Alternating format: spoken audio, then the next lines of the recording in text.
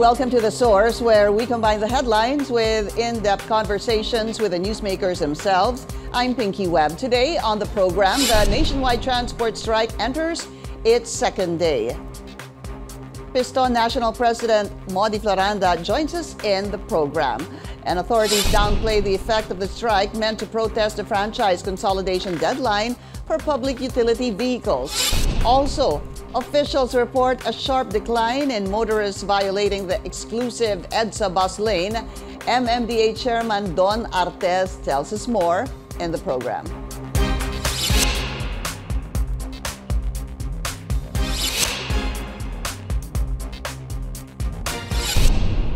It's day 2 of the 3-day strike organized by Transport Group Piston to protest the year-end deadline for the franchise consolidation of traditional jeepneys. Transport regulators held a dialogue with the group's leader, but the meeting ended with no clear resolution. After failing to reach an agreement with the LTFRB, Piston decided to continue the transport strike until Wednesday. The MMDA says the strike to paralyze Metro Manila's transport system. That's the MMDA basically was saying that yesterday's transport strike didn't really do much of a dent. Okay, let's go straight to the source of the story. We have MMDA Chairman Don Artes. Chairman, welcome to The Source, sir. Maraming salamat po sa inyong oras. Magandang umaga po, Miss Pinky, and sa inyong tagapanood. Okay, sa inyo na po manggaling, Chairman. Kamusta po yung assessment? What was the assessment of day 1 muna, yung kahapon po na transport strike? Yung kahapon po, meron po tayong inihanda na 686 vehicles for the augmentation ng public transport in case nga po na magkaroon ng kakulangan sa result ng jeepney strike. Out of that, less than 80 po yung na-deploy natin all throughout the day.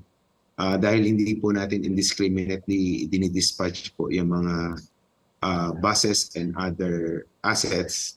Dahil makakaagaw po yan ng mga jeepneys na bumibiyahe.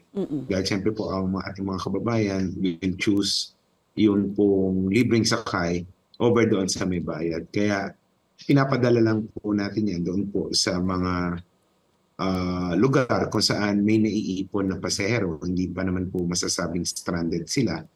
Pero inaagapayan na po natin para hindi na po dumami yung bilang na naghihintay ng mga sasakyan at maiatid sila ng maaga sa kanilang pupuntahan. Chairman, were they deployed in the strategic areas? Meron pong 11 or 12 areas kung saan may strike.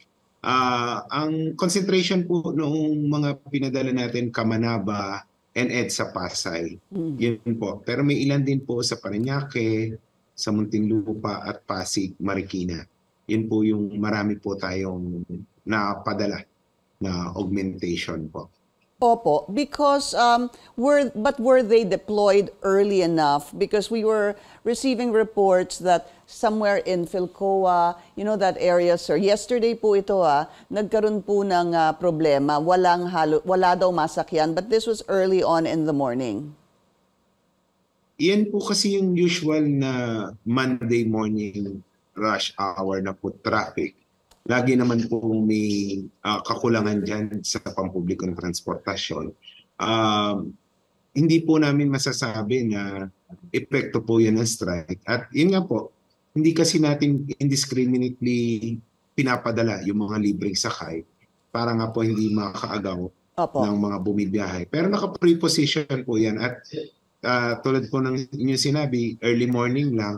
Pero as soon as mapadala po natin yung augmentation natin, nawawala naman po yung pasahero. Okay, but parang ang konti po inyong dineploy na mga sasakyan. Because if you're saying you had over 600 vehicles ready to be deployed, and from what I heard, sir, only 80 were actually used, that's, I don't know, yes, sir, maybe just 12% nung inyong inihandang mga sasakyan.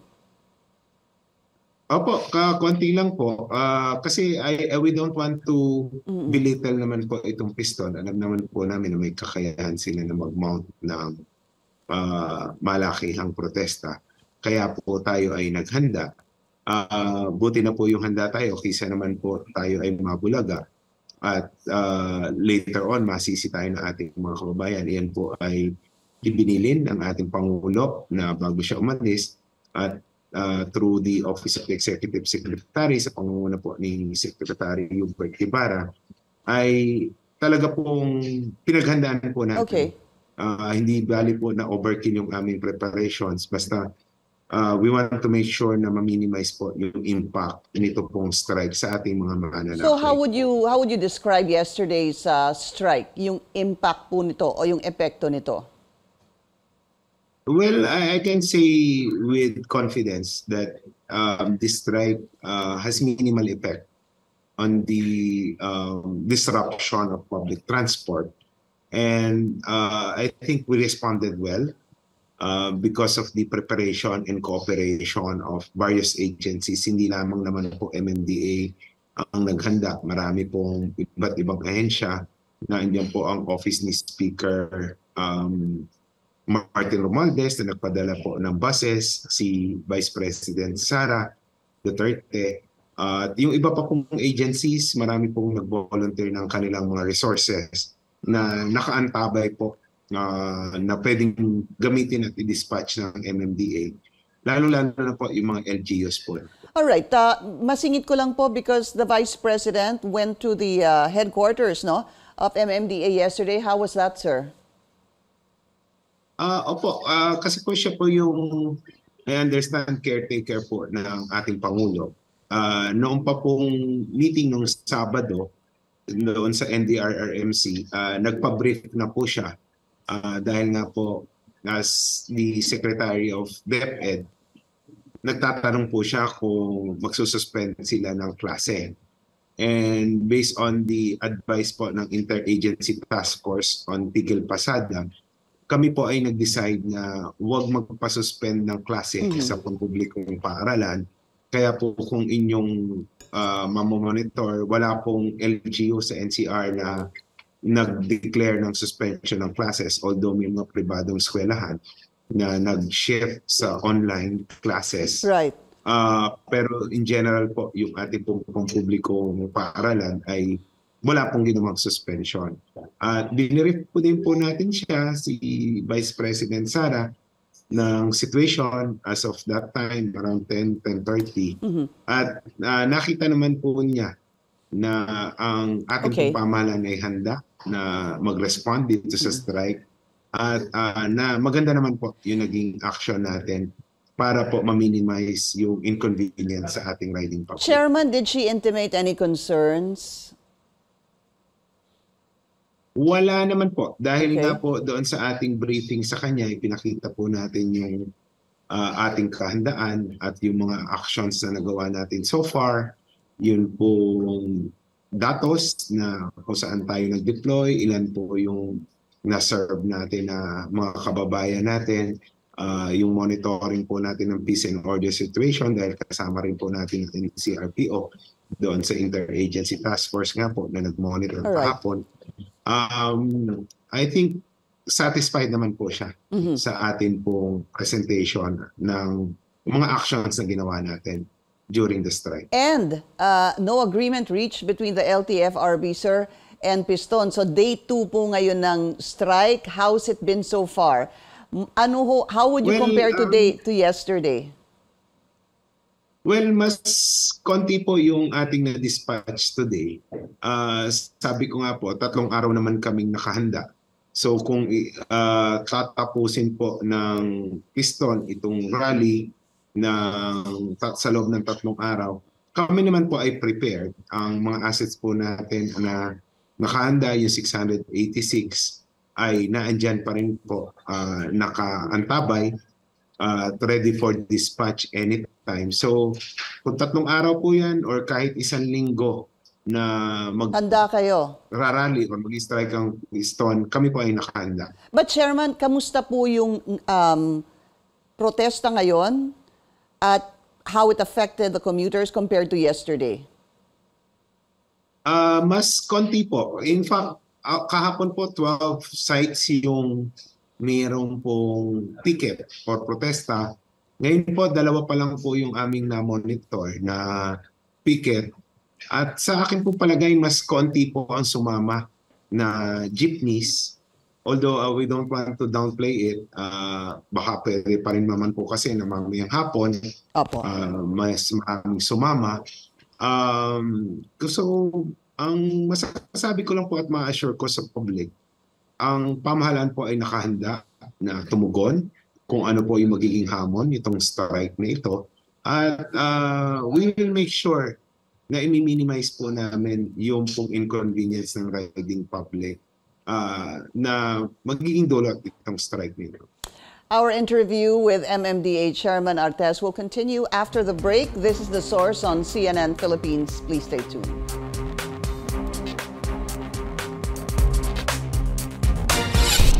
You're watching The Source on CNN Philippines. I'm Pinky Webb. Our source today, MMDA Chairman Don Artes. Chairman, naging hot topic po last week yung EDSA bus carousel lane. You have clearer guidelines right now, hindi ho ba? And with the clearer guidelines, ipinatupad niyo po ito kahapon, kundi ako nagkakamali, Monday. Which means that sino lang ho ba ang pwedeng dumaan sa EDSA bus carousel? So it is emergency vehicles, of course, vehicles that have worked doon sa EDSA bus carousel lane. Nandiyan na rin po yung bus lane. Nandiyan na rin po yung presidente, vice president, speaker, Senate president, and Chief Justice. So how's it been so far because of the clear guidelines that were implemented yesterday, sir? Well, unang-una po, wala na po tayong masyadong private vehicles na nakikita sa EDSA bus carousel. Unlike po before kasi inallow po yung clearly marked government vehicles. So marami pa rin po dati. In fact, marami pong nag-attempt dyan, naglalagay lang ng magnetized sticker na lagi po rin namin pinaparat to check yung registration. Ngayon po mas malinis na. Although meron pa rin po mga apprehensions na nangyari. Like kahapon po, noong morning, naka-62 pa po na apprehensions ng morning. Considering pa na nagbawas po tayo ng personnel kahapon na nag-apprehend sa bus carousel lane dahil ginamit po natin sa augmentation. Pina-escortan po kasi natin yung ating mga buses at yung mga libreng sakay para po mabilis yung turnaround time. Pero despite of that, meron pa rin pong 62 noong morning around lunchtime na pumapasok illegally dito po sa bus carousel na hindi po parang na-deter noong mataas na penalty. So, but I think kung makikita po ng ating mga kababayan na tayo po ay seryoso dito po sa pagpapatupad nito pong rule on the exclusivity ng bus lane, eventually po mababawasan yan pababa ng pababa hanggang sa mawala po, hopefully, yung mga illegal na gumagamit po nitong bus carousel. Medyo mahal po kapag mahuli sa unang beses pa lang, it's 5,000 pesos already. 5,000 pesos. That's not cheap, sir. So, do you think you're gonna have a problem because dati po allowed tong tinatawag na clearly marked government vehicles? Meron pa ho bang dumaan kahapon? Baka hindi pa nakarating sa kanilang balita na hindi na sila pwede doon?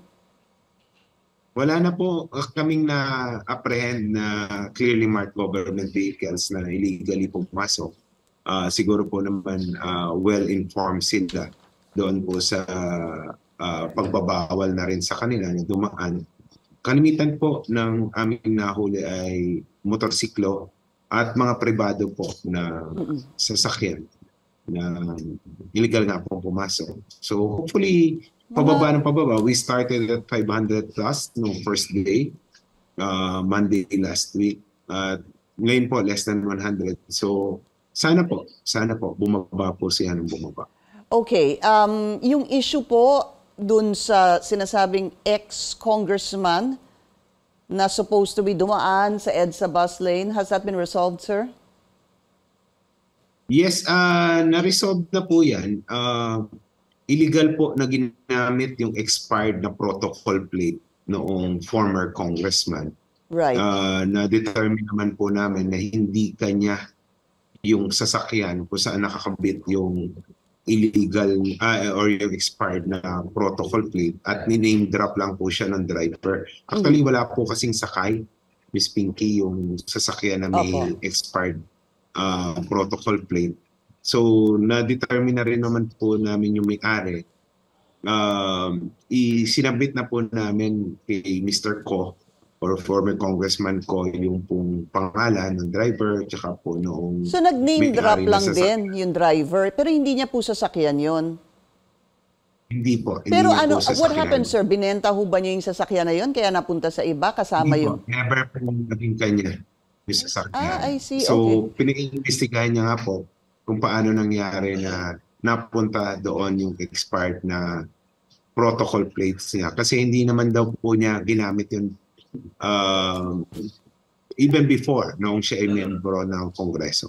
So, are you saying, sir, that that plate, hindi niya po alam paano napunta doon sa coaching yon, yung protocol plate na yon? Yes, and naiimbestigahan niya raw po sa NBI yung nangyari na yun. Oh, okay. All right, that's a bit strange, sir. All right, yung investigation naman po doon sa gumamit naman sa pangalan ni Senator Bong Revilla, sir. What's the latest on that? Well, nagpunta po sa ating opisina yung dalawang drivers na nag-name drop kay Senator Revilla.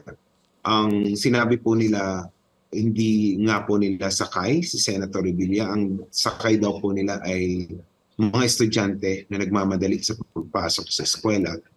Noong na-apprehend daw po sila, dahil po sila ay taga Cavite at yung isa po ay previously nag-work sa Kapitolyo, although hindi naman po daw siya directly under kay Senator Revilla at hindi siya kakilala personally ni Senator Revilla.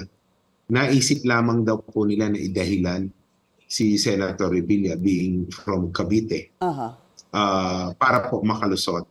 Unfortunately, yan po ay pinaniwalaan ng ating enforcer. In fact, pinatawag ko po yung enforcer na nag-apprehend doon po sa dalawang sasakyan na yon. Pina-identify ko yung driver na kung sila ba yung magkausap at the time. Sinabi naman po ng enforcers na yun po yung driver ng kanyang na-apprehend at nag-name drop kay Senator Revilla. So, I can say for certain na wala po talagang kinalaman yung si Senator Revilla doon sa pangyayari. Hindi po siya sakay at hindi niya po kakilala personally yung pong gumamit ng kanyang pangalan. So happen na siya po yung naisip na idahilan name drop dahil ng taga mga drivers Cavite para makalusot sa ticket. Yeah, but what was the protocol? Was there a protocol plate that was being used? No, hindi po naka-protocol plate. I see. Conduction Nag-name drop lang sticker talaga. at yung temporary plate ng po. Oo, nag-name drop Yung lang ho talaga. Kaya dun nagkaroon ng problema. Opo, nagkaroon lang po ng problema dahil nga po nag-misrepresent sila, nasakay nila si Senator Revilla na unfortunately nga po pinaniwalaan ng aming enforcer.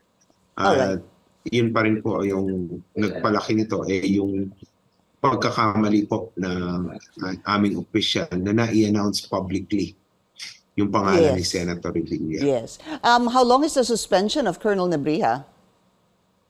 30 days po. 30 days, okay. And lastly, sir, I have 30 seconds left, sir. So lahat po ng protocol plates ay bawal na po dyan sa EDSA bus lane. Yung 7, yung 8. Yes, yes po. Unless may protocol plate number 1, 2, 3, 4, and 5 for the top 5 officials of the Republic, lahat po bawal na po dyan. Aside doon sa tatlong exempted, which are the buses na bumibiyahe dyan sa bus carousel, yung pong emergency vehicles, at yung may kinalalaman po sa enforcement ng bus carousel, at yung may mga projects po kasi tandaan po natin may mga ginagawa po dyan ng MRT, so may contractors po ang MRT. Meron po kaming ginagawa din dyan ng mga projects para sa DOTR at yung mga law enforcement Got agencies it. po natin na nagpapatupad ng Opo. exclusivity ng bus lane tulad ng MMDA, LTO, LTFRB at yung HPG po natin and IAC. Yan po lamang yung pwedeng pumasok po dyan. MMDA Chairman Don Artes, sir, maraming salamat po sa inyong oras. Salamat po at magandang umaga. Good morning, sir. And up ahead, Transport Group Piston is determined to push through with a 3-day nationwide transport strike. Even after meeting with transport officials, we speak to Piston National President Modi Floranda when we return. You're watching The Source on CNN Philippines. I'm Pinky Webb. Our source today, Piston National President Modi Floranda. Modi, magandang umaga po sa inyo. Okay, sir. Tuloy ho ba yung strike ngayong araw, day 2? Ngayon po ay tuloy-tuloy po at nag-umpisa ito kaninang alas 4 ng umaga na dito sa iba't ibang bahagi ng National Capital Region at tuloy-tuloy ito hanggang sa mga rehiyon po. Okay, pero kamusta ho ba yung strike kahapon? Ang sabi ng MMDA, minimal lang yung epekto nung strike. Inaasahan na po natin yan sa mga pronouncement ng ating ahensya, ng ating mga pamahalaan. Dahil mula pa naman na tayo yung mga naglulunsad ng mga ganitong pagkilos, ang sinasabi ng gobyerno ay hindi successful, hindi raw marami ang lumahok. Pero tayo, sa bahagi po natin, batay sa ating pag-iikot sa mga area, ay umabot tayo ng 95% kahapon. Na ibig sabihin yan, kapag umabot po tayo ng 95% na parilisasyon sa buong NCR, ay maraming lumahok po ng mga driver at operator at mamamayan. Masasabi niyo ho ba na in terms of numbers, ilan ang sumaling mga drivers at operators kahapon? Kahapon po ay more or less nasa 80,000 yung lumahok po sa buong bansa. At ngayong umaga ay marami pong nagpaabot sa atin na membro ng iba't ibang mga federation sa kanilang mga local association na sila ay makikibahagi ngayong araw sa ating pagtuloy ng ating transport strike. Ang Manibela ho ba sasali na sa transport strike? Meron po tayong namumonitor na kung meron pong ikinakasa na hiwalay si Pangulong Mar Balbuena. Parang bukas sila mag-start. Bukas? Tuloy pa ho ang strike nyo bukas sa day 3. Itutuloy nyo pa rin ho ba hanggang bukas yung 3-day transport strike? Bukas po ay batay sa kaisahan po ng federation at ng iba't ibang local association natin ay tatapusin natin ito bukas sa isang magaganap na marcha rally na mula po alas 9 ng umaga mag-uumpisa yan sa Welcome Rotonda at tutungo po ito sa panampo ng Mindiola. Okay, so tuloy ang transport strike bukas. Tama ho, Kamodi? Opo. Kamusta po yung meeting ninyo with Chairman Guadis kahapon? Pinuntahan ho kayo. Wala ho bang naresolba? Ang sa atin ay inilatag po natin sa kanya muli yung ating mga kahingian na ito naman ay napapag-usapan sa mga dialogue, hindi lamang sa LTFRB hanggang sa DOTR, ay inulit po natin sa kanya kahapon. Una, yung pagbalik ng 5 taon sa prangkisa ng ating public transport, hindi lang sa hanin ng mga jeepney. At pangalawa, yung pagtanggal sa deadline ng December 31 ng 2023 at yung pang-apat ay yung pagbasura sa 2017-011 at yung payagan tayo sa ilalim ng balangkas ng rehabilitation.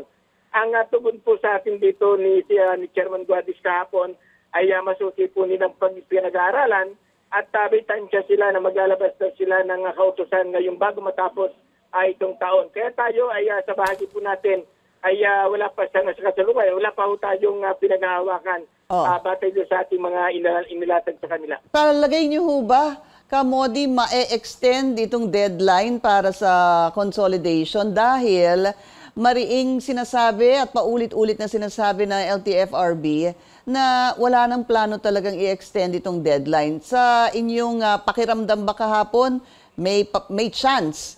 Meron ho bang chance? Sa natin ay merong maliit na pagbukas. Pero tayo ay, sabi nga po natin, bagamat merong pagtingin tayo na may pagbukas, pero hanggat wala po tayong pinanghahawakan na dokumento na katunayan na sinususpindi nila yung tinatanggal nila, yung deadline, ng December 31 ng 2023 ay naroon pa rin yung ating pangamba ng ating mga operator. Okay. Piston National President, Kamodi Floranda, maraming salamat po sa inyong oras. Salamat po. Thank you. Salamat. And thank you for joining us here on The Source. I'm Pinky Webb. You're watching CNN Philippines.